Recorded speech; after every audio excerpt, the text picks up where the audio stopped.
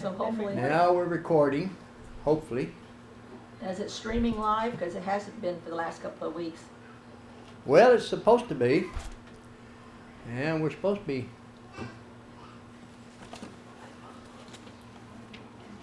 External. Now let's see if we got anything. No, we don't have any. Don't have any mic. I don't know what. I don't know. He keeps playing with stuff back here. I don't have any mic. What's that? I said I don't have any mic. What do you mean I have mic? Well, you don't see the speaker going up and down. What'd you do? Well, I didn't do anything. You keep changing everything here so nobody can figure it out. See? Oh, there. Now I got mic. Normally, though, you don't have to do that part, so. Oh, John, is it live streaming now? Yes. Okay, because last couple of weeks has not been live streaming. Well, of course, we didn't have class last week. Well, I mean, the last few times that Chance has been trying to watch it back here, it has not been live streaming at all. Oh, really? Yeah. Oh, last 2 weeks. I know I went wrong the week before that. Oh, If you go on to the Tuesday page, you could have watched it, but oh, you didn't. My bad. okay. The setting. Go teach your class. I'm working on it. They're gonna think you're not here. All right, let's begin with a prayer. Our most loving Heavenly Father, we thank Thee so much for this beautiful Lord's Day, for the privilege we have of being able to come together to study Thy Word without fear of persecution, for the privilege we have of being able to encourage one another to look forward to that day that Your Son comes again. And we're thankful, Father, for Jesus and His willingness to die upon the cross that we might have everlasting life if we'll be faithful to Thee. We ask, Father, that You'd be with those of our members who have physical ailments. We ask that You'd be with our sister Maxine Light as she continues her treatments and be with the doctors that they might be able to properly diagnose her problems. We ask that You'd be with our sister Betty Wilson as she begins treatments for her cancer. And we ask also, Father, that You'd be with our sister Linda Hutchison as she prepares for her surgery on November the 2nd, that it might be successful and she might have less pain. We have other members, Father, who are physically ill. We ask that You would be with them and be with us and use us as Your instruments to reach out and help them in any way that we can. We ask, Father, that You would always be with us, that we might always give You the praise and the glory and never bring any shame or reproach upon Thee or upon the church. These things we ask in Jesus Christ's holy name. Amen. All right, turn your Bibles to Acts, the 10th chapter. We're going to begin there this morning. And what we're going to talk about is things morally right, but religiously wrong. And the idea that what I want to get across here is that when we look at religion and morality, many people equate being moral with being religious or being a Christian. And however, we need to recognize that morality alone does not constitute the religion of Christ.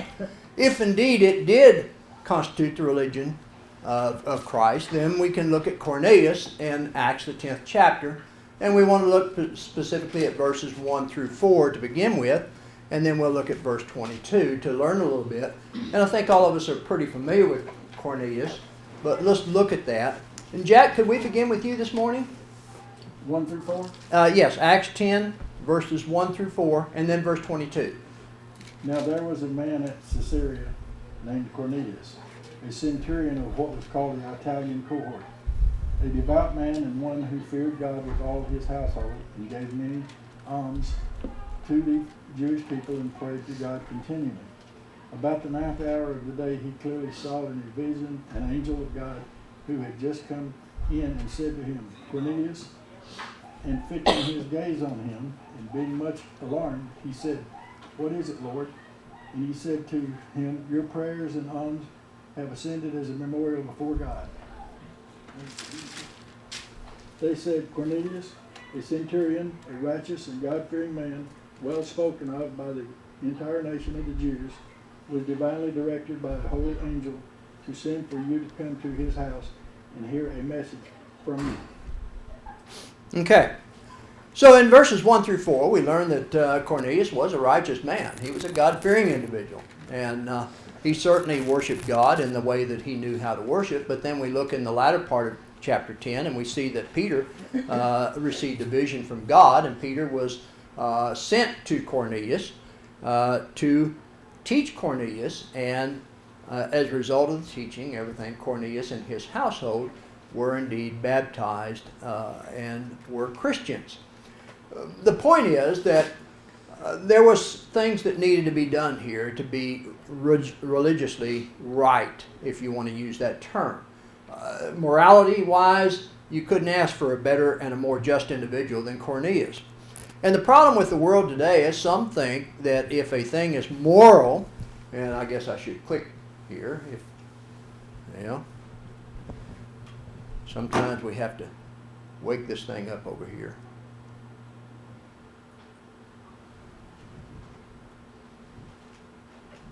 This centurion mean he's 100 years old? No, that's a good question, Jack. Centurion simply, 100 people. yeah, he was the captain of 100 people is what it is.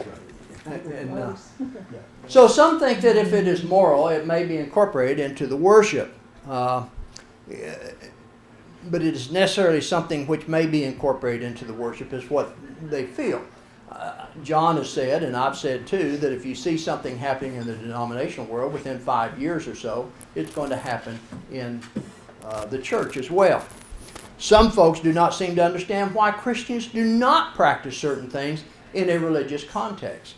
And they will look at a particular practice and not finding anything wrong with it morally, ask, well, why don't we use instruments in our worship service? Or why can't we use leavened bread in a worship service? Or why don't we use wine, fermented wine, in our worship service? These various questions. What's wrong with serving hamburgers or coffee?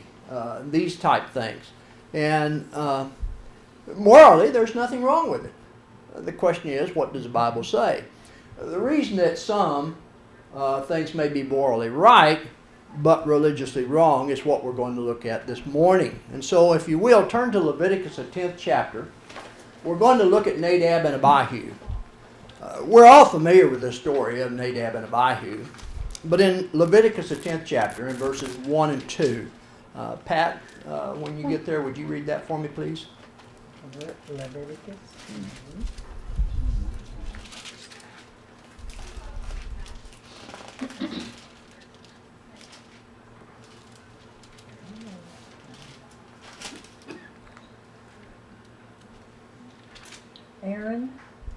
Aaron's sons Nadab and Abihu took their censers and put fire in them, and added incense, and they offered unauthorized fire before the Lord, contrary to his command. So fire came out from the presence of the Lord and consumed them, and they died before the Lord. Moses then said to Aaron, Okay. Now, the scriptures say that they authorized unauthorized fire, but morally right, there's nothing wrong with fire. Look at Genesis, the 22nd chapter, and look at verse 6, and here we're going to be talking about Abraham and something that Abraham did with his son Isaac. Karen, do you have that? Genesis 22, verse 6.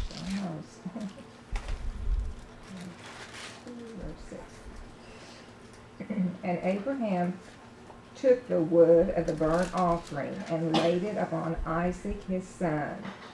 And he took the fire in his hand and a knife, and they went both of them together. Okay. And so if you read the rest of that passage and everything, you would see that there was nothing wrong with fire. In fact, Abraham took fire, he took kindling, and he was prepared to offer his son Isaac as a sacrifice as God had instructed him to do so. When God saw that Abraham, through his faith, was going to do that, then obviously God told him that he did not need to do that. I should have told you to go back to Leviticus, the 16th chapter, and hold your thumb there, because we want to look at Leviticus 16, verses 11 through 13. Because when we look at Leviticus 16, verses 11 through 13, we learn a little bit more about why Nadab and Abihu used unauthorized fire. Because Leviticus 16, verses 11 through 13, tells us specifically where this fire was to come from. Donna, you had that? Mm-hmm. And Aaron shall bring the bull of the sin offering, which is for himself, and make atonement for himself and for his house, and shall kill the bull as a sin offering which is for himself. Then he shall take a censer full of burning coals of fire from the altar before the Lord, with his hands full of sweet incense beaten fine, and bring it inside the veil. And he shall put the incense on the fire before the Lord, and the cloud of incense may cover the mercy seat that is on the testimony, lest he die.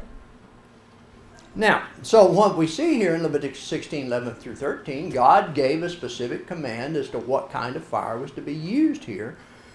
So when you look at what Nadab and Abihu did, there was nothing morally wrong with what they did. But it was religiously wrong because they did not use the specific type of fire that God had authorized according to Leviticus, the 16th chapter, verses 11 through 13. Well, another example we can look at in the Old Testament is Moses and the rock. This is a little longer reading, but turn to Numbers, the 20th chapter, if you will. And in Numbers, the 20th chapter, we're going to look at the first 13 verses here to have a full understanding of what's taking place here. We'll break it down here. Florence, if you'll read 1 through 5, and then if I get turned over here.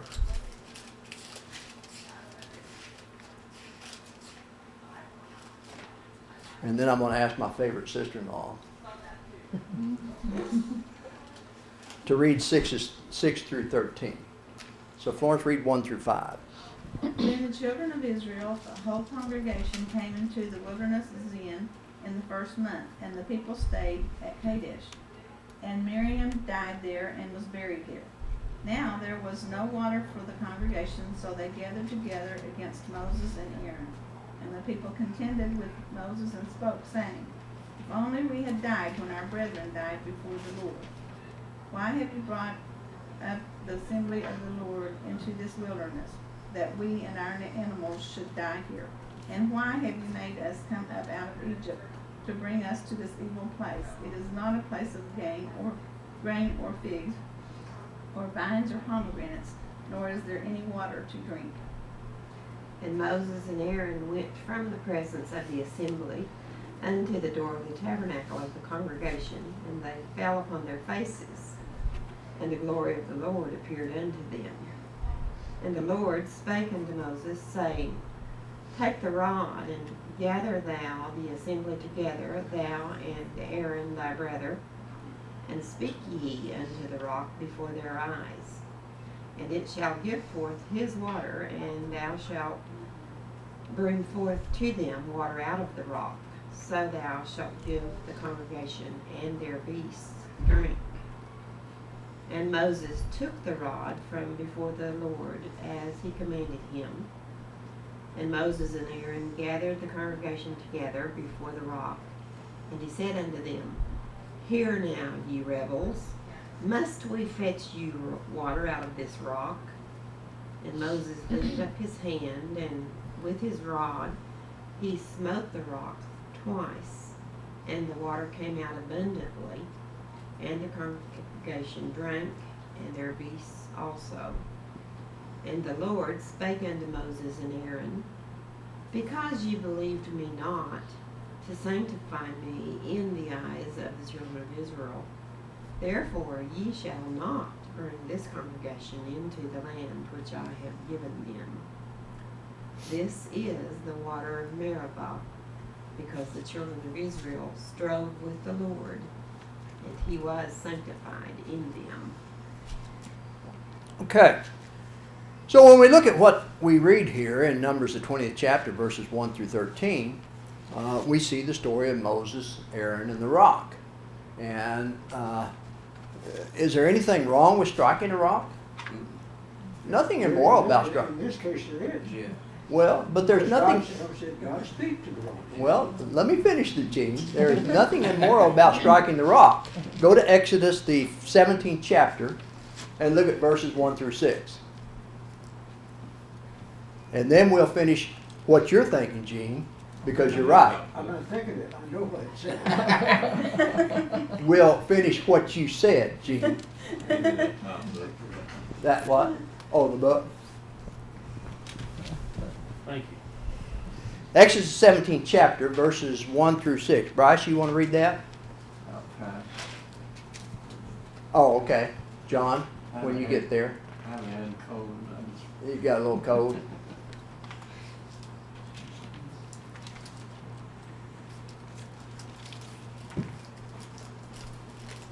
And all the congregation of the children of Israel journeyed from the wilderness of Zin after their journey according to the commandment of the Lord. And they pitched in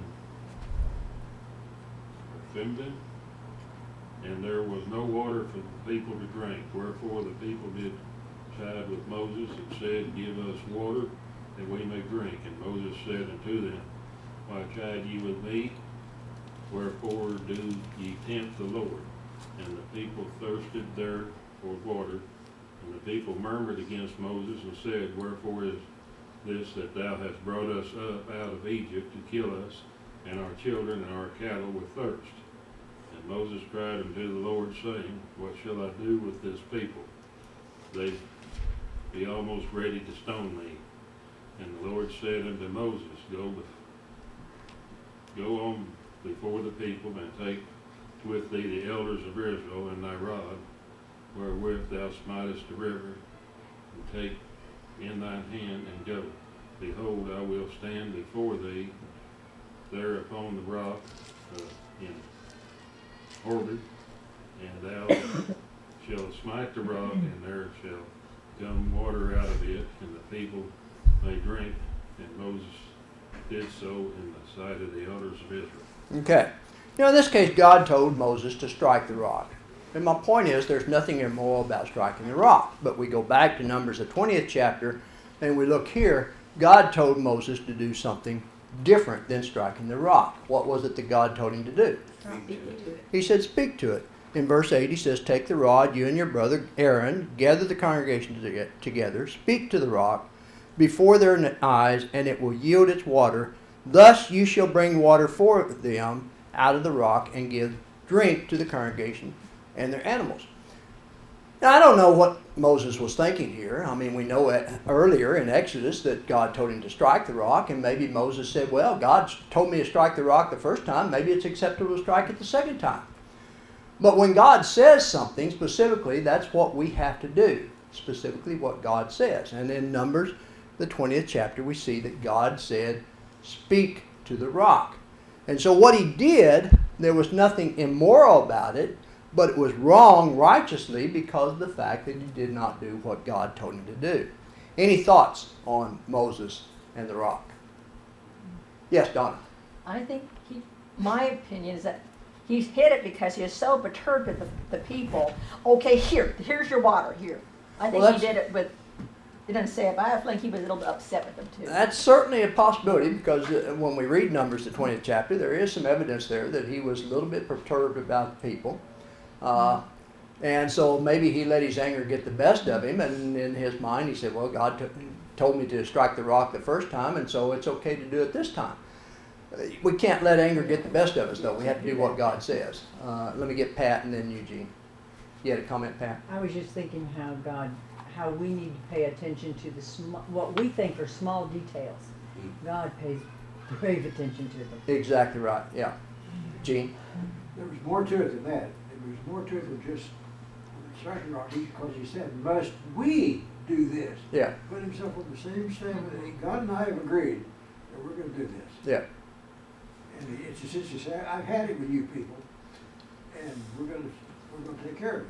God and I are going to take care of it. In fact, he may have taken it just a little bit further because you remember Aaron was there with him, and maybe he was giving him and Aaron the credit, must we. But you're right, he could have been giving him and God the credit as well. Wow. Either way, he was totally wrong in what he was doing. Well, Aaron was a Jack. priest, wasn't he? Yes. And I can see you have to be very meticulous and listen real close, because God did tell him to take the rod and speak, to bring the water. So it's easy to assume, unless you listen really, really close, take this rod and make it bring water out of that rock. Yeah, and the point that you made there, we must listen closely to what God said. Most of you have heard me say it before. There's a book in my library, excuse me, in my library at the end of each chapter it says, God said it, I believe it, and that settles it. Well, I've had problems with that statement ever since I have had that book and read it, because it doesn't matter whether I believe it or not. God said it, and that settles it. And this is exactly what you're saying, Jack, is we must pay attention to detail in what God said. And yes, God did tell him to take the rod, but God was very specific. Speak to the rock. And so what he did was morally right, but it was immoral or morally wrong when it comes to religion. Let's look at another example. Go to 2 Samuel. 2 Samuel chapter 6, verses 1 through 11. We'll break this one down as well. This is David and the new ox cart. Let's see. Debbie, why don't you read? I can't. Do what? I can't. Oh, you can't? All right, Isaac, if you'll read verses 1 through 5, and then Jack, could you read 6 through 11? 2 Samuel chapter 6, verses 1 through 5, Isaac. Again David gathered all the choice men of Israel, 30,000, and David arose and went with all the people who were with him from Baal, Judah, to bring up from there the ark of God, whose name is called by the name the Lord of hosts, who dwells between the cherubim. So they set the ark of God on a new cart and brought it out the house at Anabiah, That's good enough. which was on the hill, and Uzzah and Ahio, the son of Abaniah, drove the new cart. And they brought it out of the house of Anadiah, which was on the hill, accompanying the ark of God. And Ohio went before the ark. And David and all the house of Israel played music before the Lord, and all its kind of instruments, of fir wood, and on harps, and string instruments, and tambourines, on the sitrums, and on cymbals. Okay. And Jack, would you read verses 6 through 11 for me, please? But when they came to the threshing floor of Nacon, Uzzah reached out toward the ark of God and took hold of it, for the oxen nearly upset it. And the anger of the Lord burned against Uzzah, and God struck him down there for his irreverence, and he died there by the ark of God. David became angry because of the Lord's outburst against Uzzah, and that place is called Perez Uzzah to this day.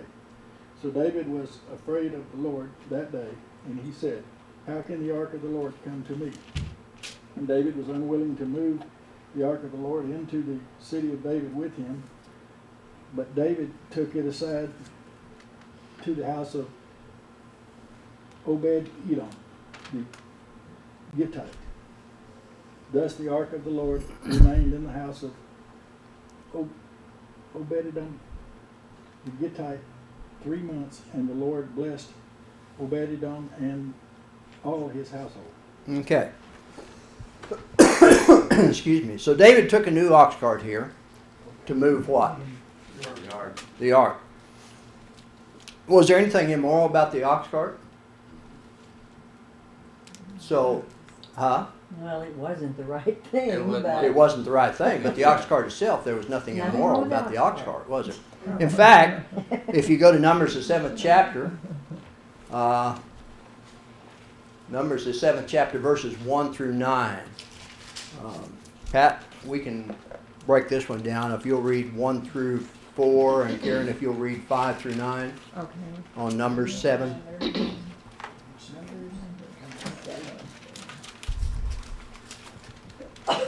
One through, what was mine? 1 through 4, chapter 7 of Numbers.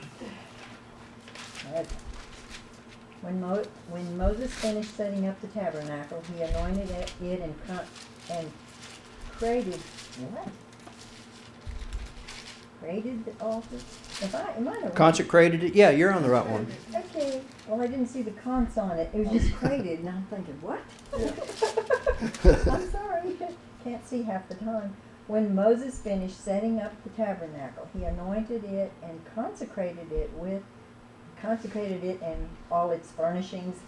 He also anointed and consecrated heads of families who were the tribal leaders in charge of those who were counted, made offerings. They brought am I in Yes. these? Yeah, you're reading right. They brought as their gifts before the Lord 6 covered carts and 12 oxen, an ox from each leader and a cart from every 2. These they presented before the tabernacle. The Lord said to Moses, accept these from them, and that they may be used in the work at the tent of meeting. Give them to the Levites, and each man's work requires that. Okay. So Moses took the carts and oxen and gave them to the Levites. He gave 2 carts and 4 oxen to the Gershonites, and as their work required. And he gave 4 carts and 8 oxen to the Merarites as their work required. They were all under the direction of Ithamar, son of Aaron, the priest.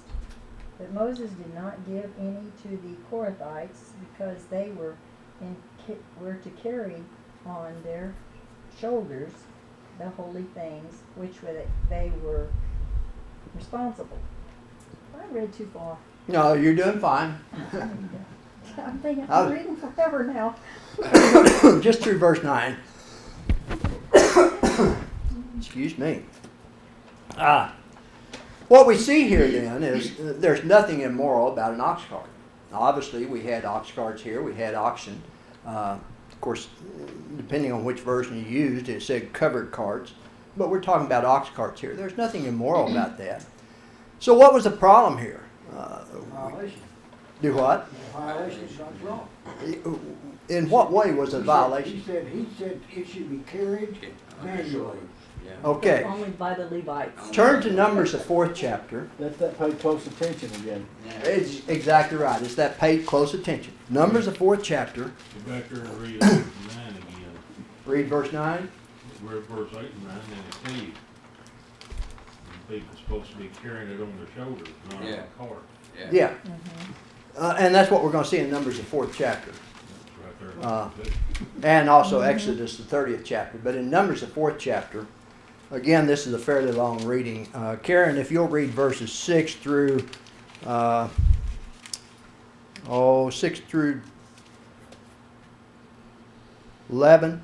And then Donna, if you'd read 12 through 15. Read 6 through 10, Karen, and then Donna 11 through 15. Okay.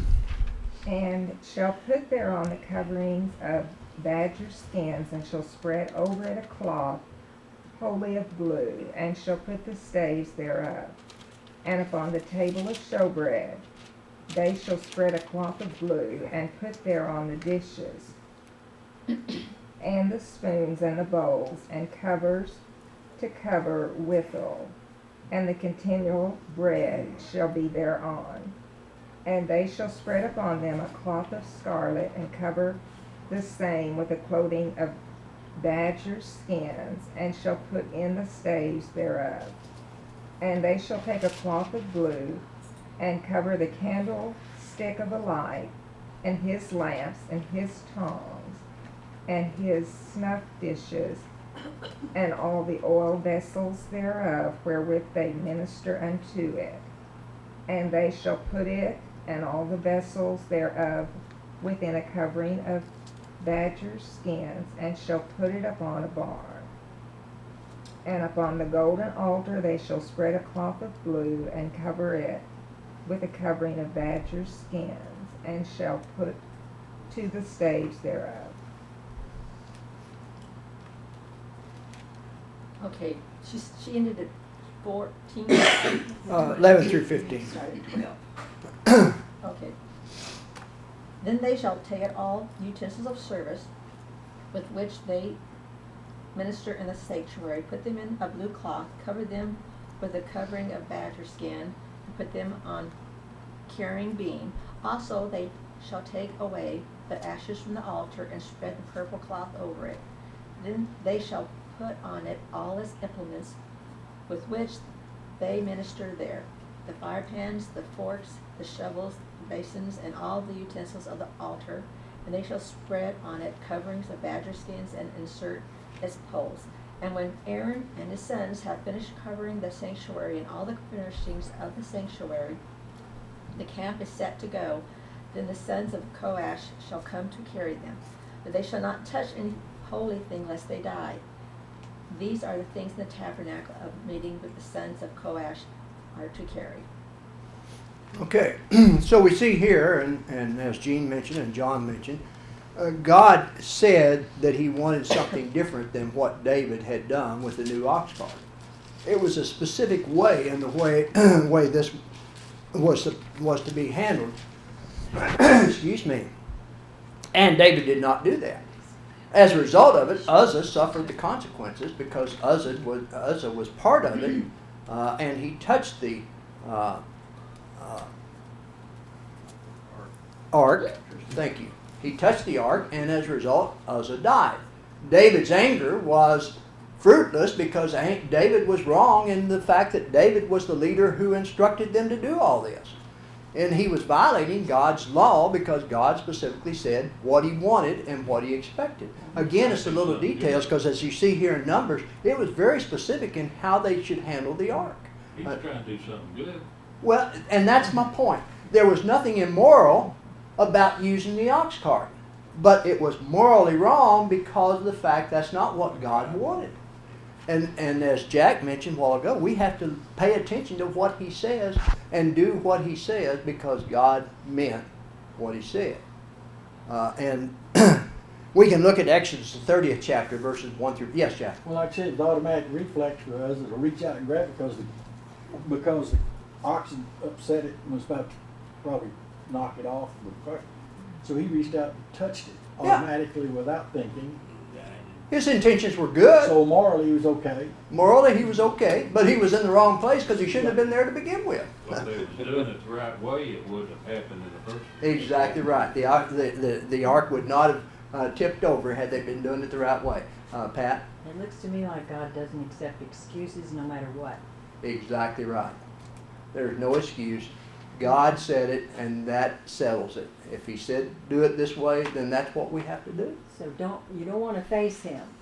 I Having don't. done The only thing I want to do is face him and hear these words. Well done, thy good and faithful servant. You listen to me. Yeah, exactly right.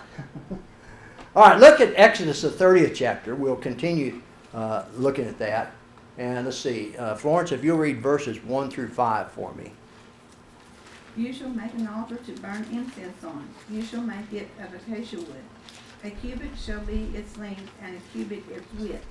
It shall be square, and 2 cubits shall it be height. Its horns shall be of one piece with it. And you shall overlay its top, its sides all around, and its horns with pure gold. And you shall make for it a molding of gold all around. 2 gold rings you shall make for it, under the molding on both its sides. You shall place them on its 2 sides, and they will be holders for the poles with which to bear it. You shall make the poles of acacia wood and overlay them with gold. Okay. So again, God was very specific in how the ark was to be prepared, how it was to be transported, and how the people were to do things. Well, how does that apply to the New Testament? And that's what we want to look at. And I'm going to speed through some of this because our time is quickly getting away from us. And I think you already have the idea of what we're going to look at. Jack? Dale, this is as much a question as anything, but I can see where people can maybe not, if you stop and think, when God spoke, it was through someone's vision or through someone. So a lot of people take it as that person that was told by God, but through this vision, they just take it as what he's saying, not what God's saying. Yeah. So that's a whole lot of that. That is part of it. But then again, it depends upon the faith of the individual, just as it depends upon our faith today because we don't have anybody that's going to speak to us. Well, we're taught to not follow false leaders also, so the person has to stop and think. Exactly right. We are taught to follow what is written in the Word, and that's where we have to go today.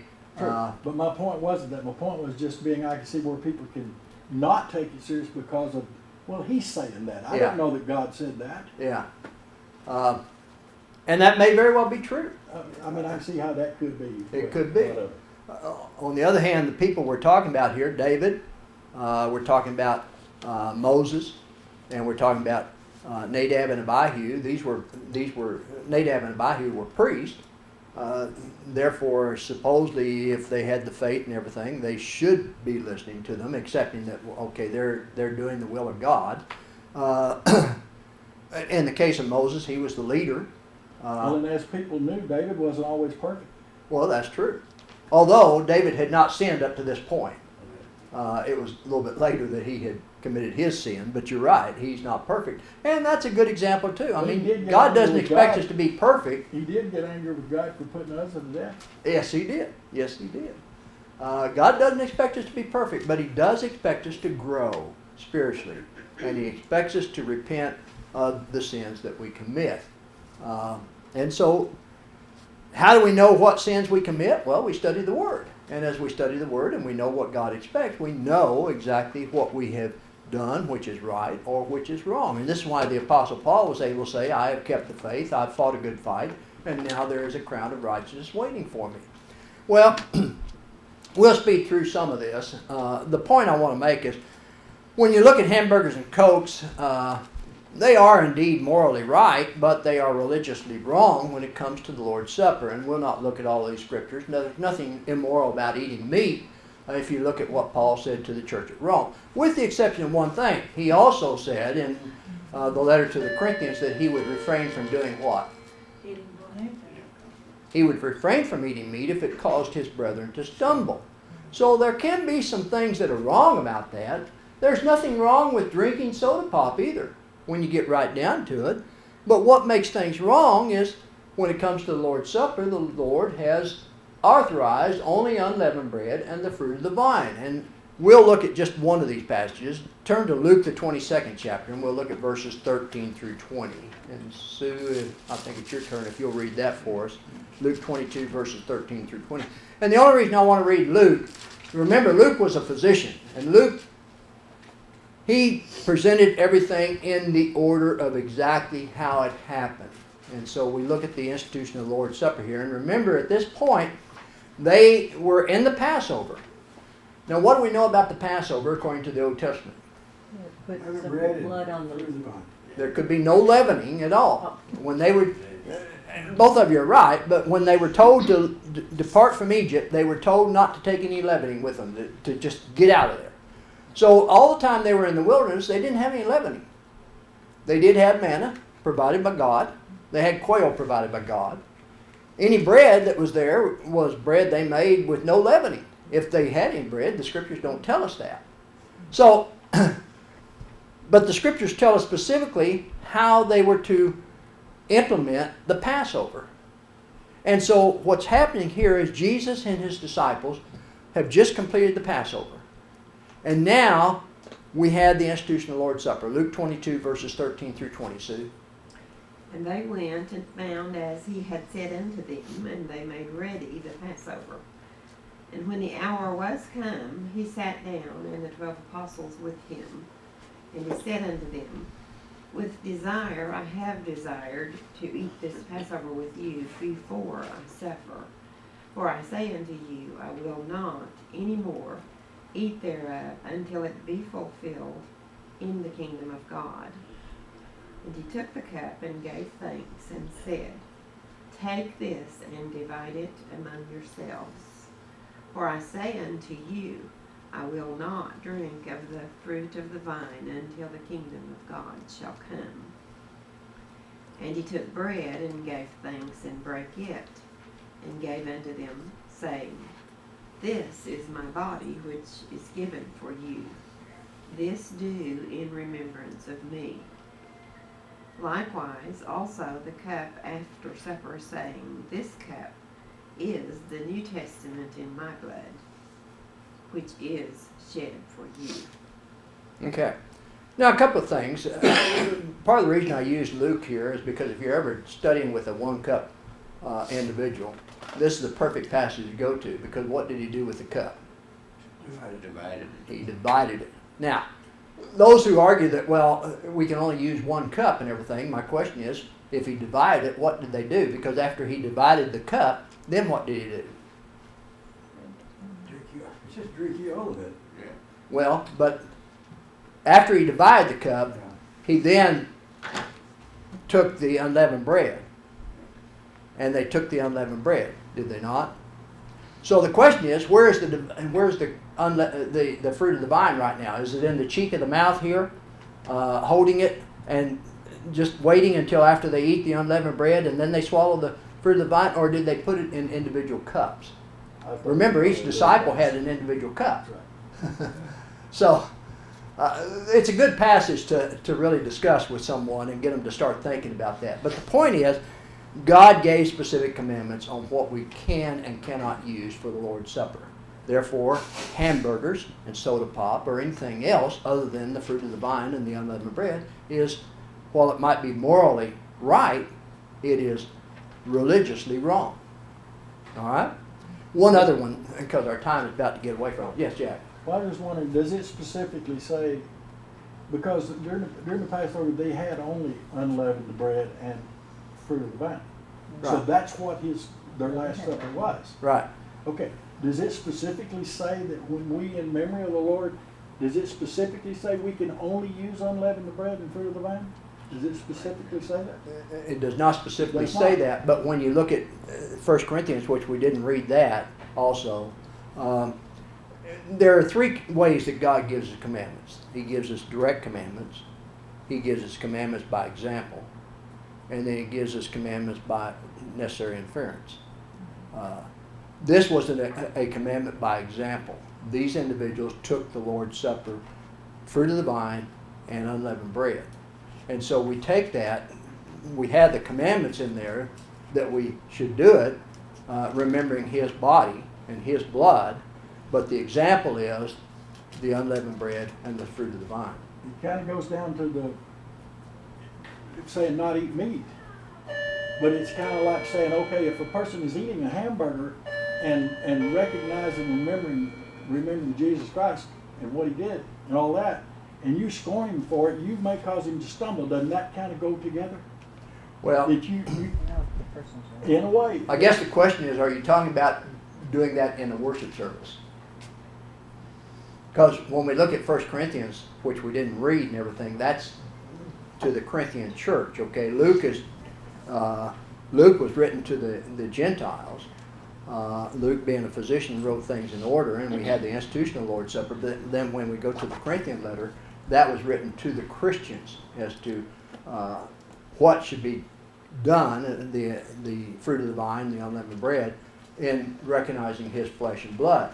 Then we go to Acts the 20th chapter, verse 7, and we know that this should be done upon the first day of the week. So if we're talking about it being in a worship service, and someone is using a hamburger in place of unleavened bread, then we have biblical example to sit down and study with that individual and show where they're morally right to eat a hamburger, but morally wrong or religiously wrong to use it as part of the worship service.